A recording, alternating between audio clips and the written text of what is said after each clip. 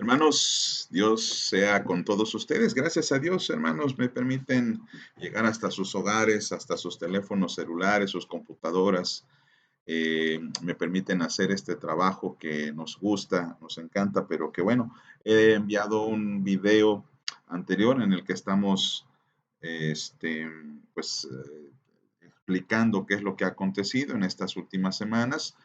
No es más que pues carga de trabajo, algunas situaciones que han quedado por allí pendientes y que tenemos que sacar porque es parte de nuestra responsabilidad.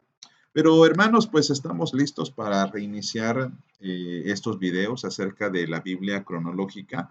Como ustedes bien saben, bueno, hemos estado leyendo a través de los Salmos, Proverbios, esta semana Eclesiastés, sin mencionar el libro de los Reyes, el libro de Crónicas, ya hemos dejado un poquito atrás también el libro de Samuel, para hablar acerca de la historia de David. La historia que es bastante compleja, es muy apasionada, es una historia que define en muchos aspectos la historia de Israel. Y bueno, hermanos, pues tenemos que mencionar que estos bloques que hemos estado leyendo consisten precisamente en esto. Primeramente, hablamos un poco acerca de la historia de David. La historia de David, este hombre que surge desde, pues, desde abajo, digamos. Es un pastor que posteriormente se convierte en un asistente del rey debido a que él también se convierte incluso en un pequeño paje de armas cuando enfrenta a Goliat y después con esta gran victoria comienza la carrera militar de David, que en primera instancia huye de Saúl debido a que él es presa de los celos de este hombre. Hemos leído acerca de la historia incipiente de él, hemos hablado un poquito acerca de cómo Saúl trató de matarlo, ya hemos hecho un video al respecto de ello, hemos hablado también desafortunadamente del terrible pecado que David comete contra Betsabé. Hemos hablado también acerca de las consecuencias de todo esto y precisamente en este lapso, bueno, pues hemos visto que a uno de sus hijos, llamado Absalón, incluso da un golpe de estado. No se logra este golpe, pero David queda bastante afectado. De hecho, después de Betsabé vamos a ver un David un poco más vulnerable, un poco más eh, falto de decisión, un poco más débil incluso. Es interesante que se nos describen compañeros de David que presumiblemente tenían la misma edad, que no obstante estos hombres se ven mucho más vigorosos que el mismo rey. Y en una segunda etapa, pues comenzamos a ver la historia de Salomón.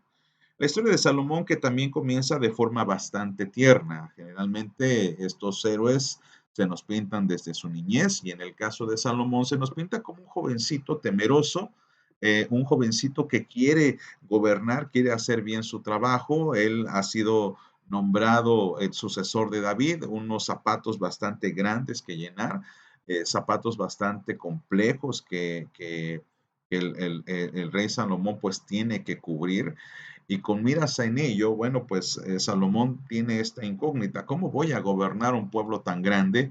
Y es cuando le pide al Señor en un sueño que le dé sabiduría. Nosotros sabemos, porque hemos predicado muchísimo, hemos escuchado muchísimos sermones al respecto, de que Dios le concedió no solamente sabiduría, sino muchas riquezas. Y parte de ello, bueno, pues nos pinta también el libro de Proverbios, el libro de Salmos, el libro de Eclesiastés, que son el reflejo precisamente de este periodo monárquico, este periodo que es llamado la monarquía unida. Y este periodo, hermanos, pues es uno de los eventos más importantes para la historia de Israel, porque a partir de David se comienza a hablar ya de una identidad nacional, ya se puede identificar plenamente a los israelitas que sobrepasan esta barrera tribal. ¿Por qué? Bueno, antes de David, más o menos desde la época de Moisés hasta la época de los jueces, los hombres se conocían más por la tribu a la que pertenecían, no tanto como si fuera una gran, vamos a llamar una gran nación, porque recuérdese que para hablar de nación se tiene que hablar precisamente de una tierra que se posee. Y aunque efectivamente Josué entra para conquistar la tierra prometida y se divide en la tierra, usted recordará que desafortunadamente la conquista no logró concretizarse. No hubo una plenitud en cuanto a la apropiación de la tierra. De hecho, tenemos que señalar que debido a que Josué, ya estando viejo, dice la Biblia, hay mucho territorio que no conquistó.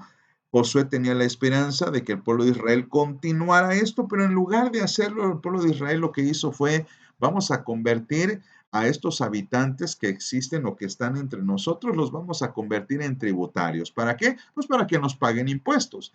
Parece, parecía ser un buen negocio, parecía ser una buena idea, pero eventualmente esto demostró que fue un gran y un grave error que cometieron. No debieron tomar esa decisión. ¿Por qué? Bueno, pues porque estos pueblos después se rebelaron y comenzaron a dar muchos dolores de cabeza. Y lo lograron debido a esto que estoy señalando. En la mentalidad de los israelitas en este tiempo no hay una mentalidad de unidad, no hay una mentalidad de nación, hay una mentalidad de que yo soy de tal tribu, pero aquel es de tal tribu, y si a veces se unían era de forma bastante ocasional, no era un conglomerado de tribus, perdón, que se podían comprender, que se pudiesen apoyar. Incluso el libro de jueces nos habla acerca de estos caudillos que van rescatando algunas zonas en Israel, pero no toda la nación. Entonces, gracias a David, gracias a su historia,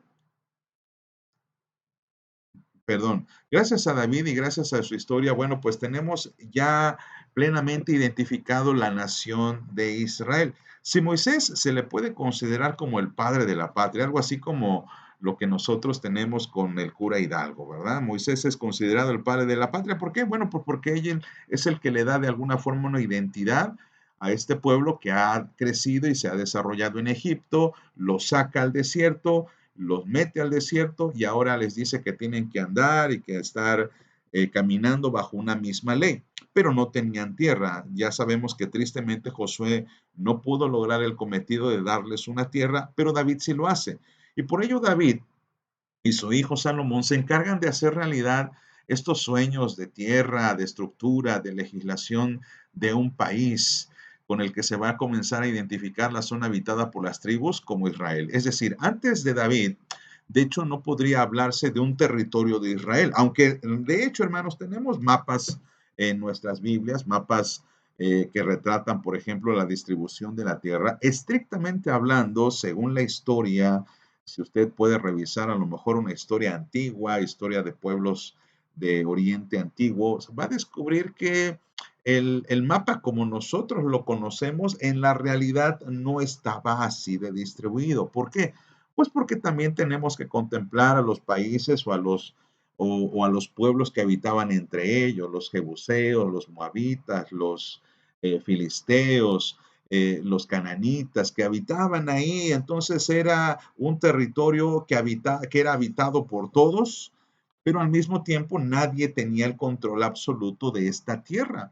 Nadie tenía el control absoluto de esta propiedad, por así decirlo. Y un poquito como un comentario al margen, eso explica también por qué, por ejemplo, hoy día los palestinos reclaman este territorio como propio porque dicen, bueno, realmente Israel no conquistó esta tierra, estrictamente hablando, sino más bien hizo apoderarse de ella, hizo tratos comerciales con los pueblos que estaban habitados allí, compartieron el territorio y por lo tanto no se puede hablar de un territorio unificado en aquel momento, sino más bien como una tierra que sí fue habitada por hebreos, fue habitada por cananitas, fue habitada por moabitas, fue habitado por muchísimos otros pueblos y con David precisamente eso se rompe, porque lo que hace David es no solamente conquistar esta tierra, sino también hacer a estos enemigos como tributarios dentro de un territorio que ahora se autoriza y se considera como propio.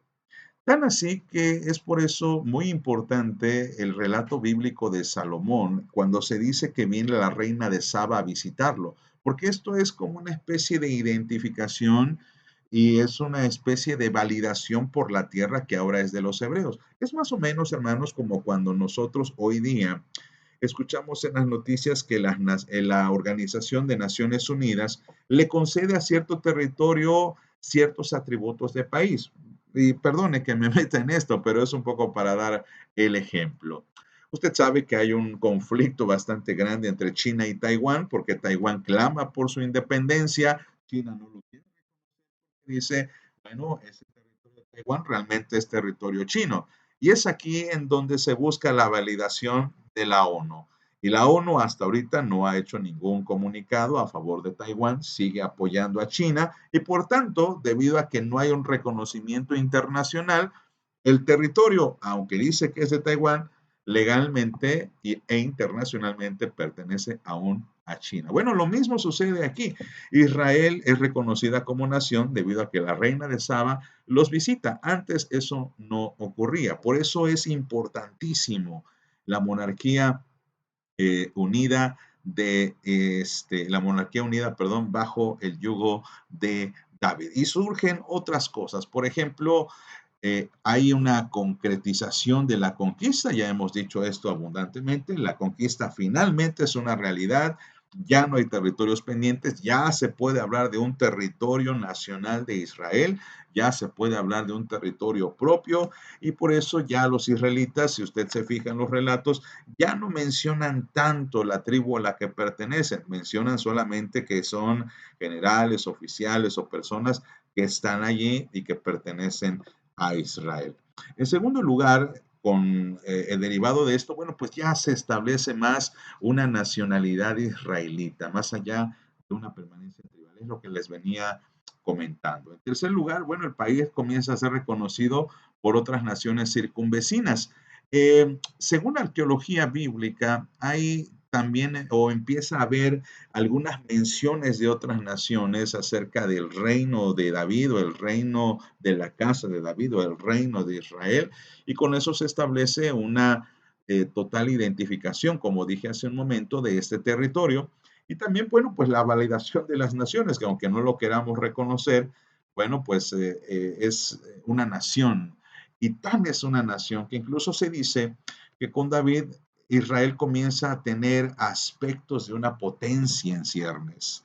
La Biblia habla, por ejemplo, de las grandes riquezas que tenía Salomón, esta, vamos a llamar industria, aunque no se puede llamar así, pero estos criaderos que tenía Salomón, que incluso comerciaba con Egipto y que por allí también comenzó a haber un puente comercial muy interesante. Bueno, gracias al establecimiento de la monarquía con David, a la estructura que él forjó, al establecimiento de la capital en Jerusalén. Bueno, Israel goza, dicen algunos, de su época de oro y por esa razón este periodo es considerado, hermanos, como muy, muy importante y como uno de los ideales, porque es la primera vez que Israel comienza a ser más allá que un conglomerado de tribus.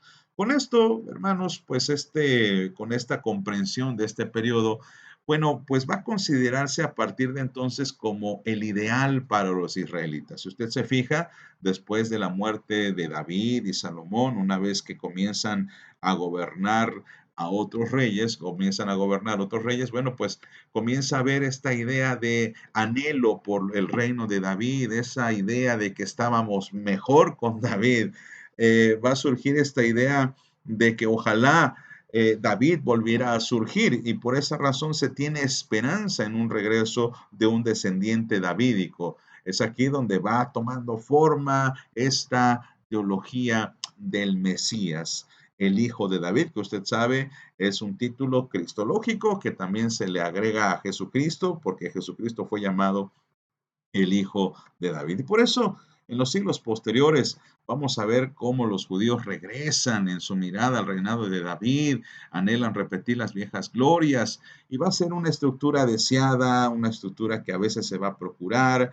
Tenemos aquí todas estas ideas de esperanza, de sueño, de oración. Posteriormente, cuando los judíos van a Egipto y luego también cuando regresan, hay esta idea de restablecer el reino de David. Y esto es, bueno, pues lo que a grandes rasgos podríamos decir, hermanos, se condensan las semanas 20 a la 23, 4 semanas que desafortunadamente no pudimos tener videos, pero me permito hacer esto a manera de resumen. Hermanos, este sábado volveremos a subir un video más de la semana 24. Les ruego que por favor me tengan paciencia, que quiero priorizar los videos a las hojitas de estudio. Yo espero que puedan comprender esto.